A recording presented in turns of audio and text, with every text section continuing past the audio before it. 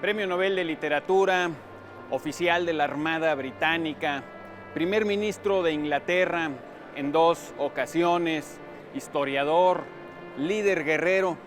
Sir Winston Churchill hizo tantas cosas y dejó escritas sentencias breves tan brillantes que no es fácil elegir alguna de estas últimas para definirlo.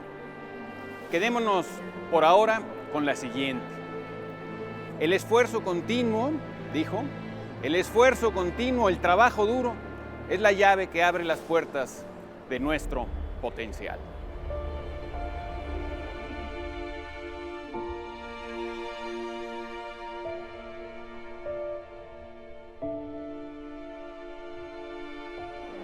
Hoy hablaremos de una de las tareas más necesarias, pero también más difíciles que deben desempeñar los líderes. Y cuando hablemos de líderes, no debemos pensar únicamente en los altos funcionarios de gobierno o en los directivos de las empresas privadas o en los políticos llenos de vanidad o en los entrenadores deportivos. No. Cuando hablemos de líderes, nos vamos a estar refiriendo principalmente a los maestros, que son líderes de sus alumnos, y a los padres de familia, que son líderes por lo menos de sus propios hijos.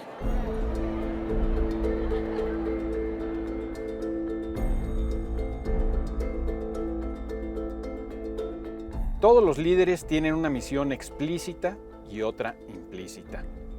La misión explícita suele estar bastante clara. Por ejemplo, aumentar las utilidades de una empresa o administrar con eficiencia una institución o, en el caso de los maestros, enseñar una o más materias como álgebra, física o historia. La misión implícita, en cambio, puede que ni siquiera necesite verbalizarse y se relaciona con valores y cualidades como el respeto, la honestidad, la responsabilidad y la valentía.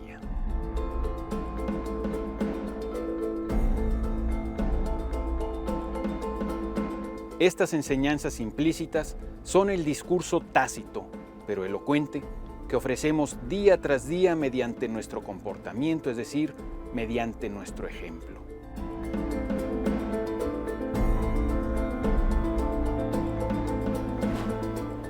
Con independencia de nuestra voluntad y de nuestra conciencia, los maestros encarnamos la figura adulta, idealmente también resuelta y madura, que domina muchas de las horas de existencia de nuestros alumnos, con frecuencia más de las que pasan junto a sus propios padres.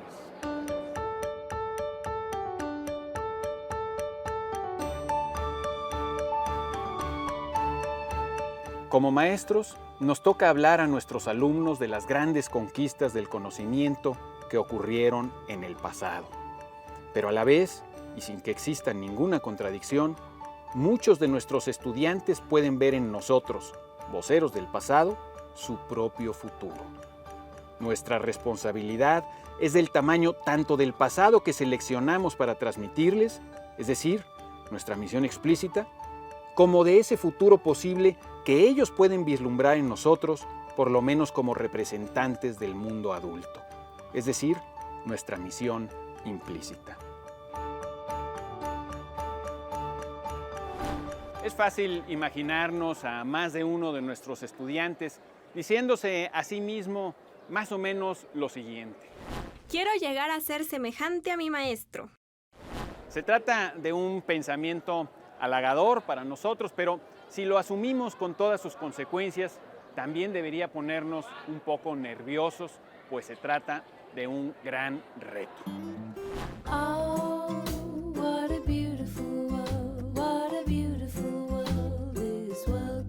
Y no podemos evitarlo. Hagamos lo que hagamos, los maestros no podemos rechazar el papel ejemplar que interpretamos en la imaginación de nuestros estudiantes.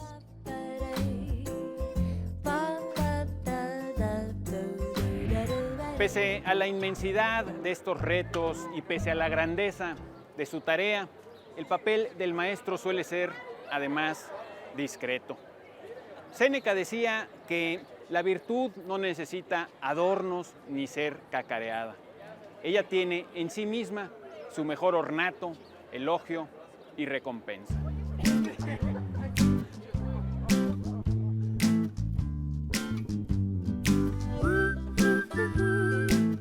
Dar ejemplo parece una tarea modesta y es, sin embargo, titánica.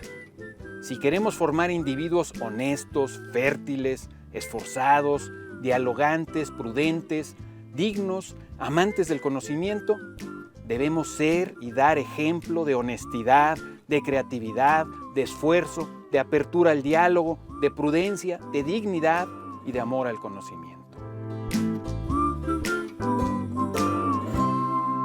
Esto no significa que solo desde la perfección puedan darse clases o que debamos hacer hasta lo imposible para ocultar nuestros defectos y debilidades.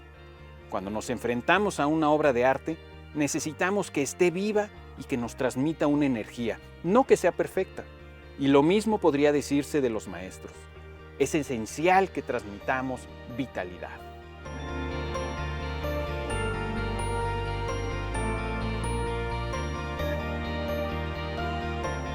Platón decía que el fin de la educación era enseñar a desear lo deseable. Los primeros que debemos desear lo deseable somos, naturalmente, los propios maestros. De otro modo, no podemos esperar que nuestros alumnos lo hagan. Nuestro propio ejemplo de vida debe parecerles deseable.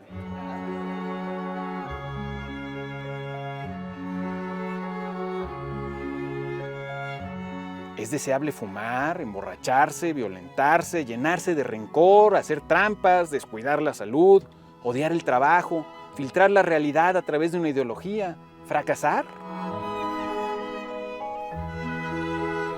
Aunque la escuela, los planes de estudio y los libros de texto proporcionan una estructura más o menos ordenada y previsible, los maestros ejercemos un liderazgo con amplias posibilidades dentro de nuestros salones de clase. Debemos tomar iniciativas, guiar, auxiliar, dirigir, enseñar y como base sólida de todo esto, dar ejemplo.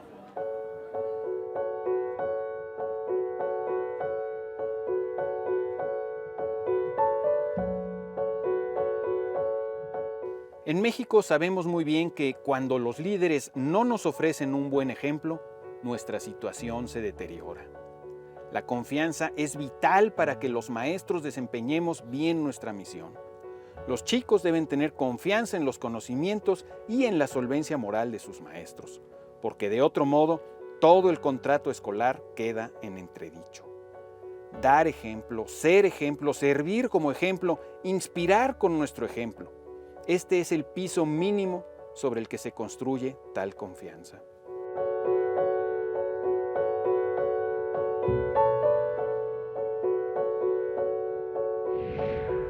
Por supuesto, no basta con dar un buen ejemplo. Los mejores líderes en cualquier ámbito tienen muy altas expectativas. Y se ha visto que los mejores maestros son aquellos que esperan mucho de sí mismos y de sus alumnos. Ven mejor y más lejos. El diccionario de sinónimos de Fernando Corripio ofrece los siguientes para la palabra expectativa: esperanza, ilusión, confianza, expectación, perspectiva, posibilidad, interés, curiosidad, atención, cuidado, observación, vigilancia. Todos ellos aplican muy bien al desempeño de los buenos maestros.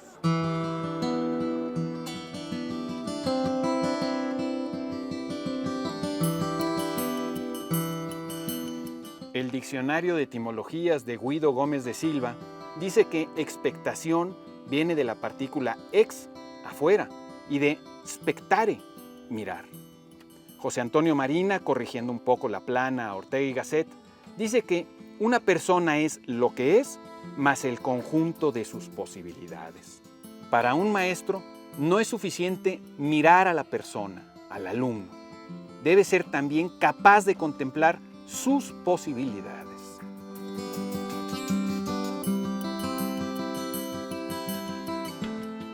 Esperanza, por supuesto, viene de esperar y del latín sperare, más lejos del indoeuropeo spes, esperanza de prosperar, y de la raíz spe, aumentar, ampliarse, prosperar. Para eso precisamente nos educamos, para hacer más amplio nuestro mundo y para mejorar las probabilidades de que nos vaya bien en el futuro.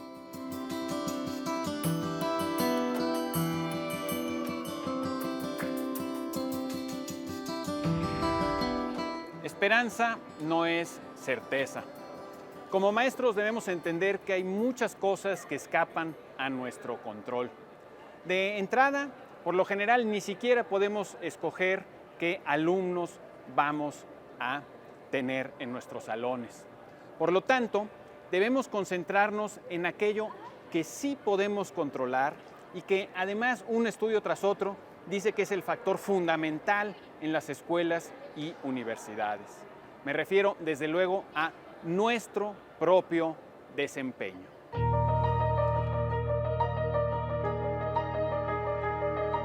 ¿En qué podemos mejorar? ¿Cómo podemos contagiar el entusiasmo por aprender? ¿Cuáles de nuestros comportamientos contribuyen más al desarrollo de nuestros chicos? Siempre será mejor concentrarnos en lo que sí podemos lograr que quejarnos amargamente de lo que no podemos controlar.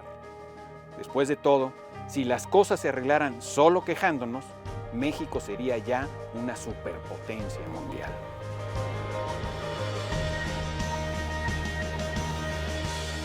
La llamada regla de oro, que con distintas variaciones ha sido conocida por numerosos pueblos en Oriente y en Occidente, dice que uno debe tratar a los demás de la misma manera en la que a uno mismo le gustaría ser tratado.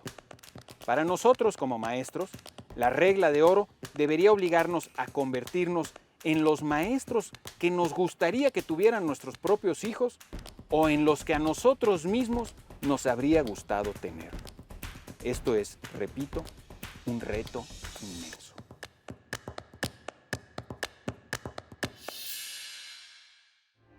En 1940, cuando la Segunda Guerra Mundial pintaba el más sombrío de los panoramas para los británicos y Europa era arrasada por los nazis, Winston Churchill fue elegido primer ministro de Inglaterra.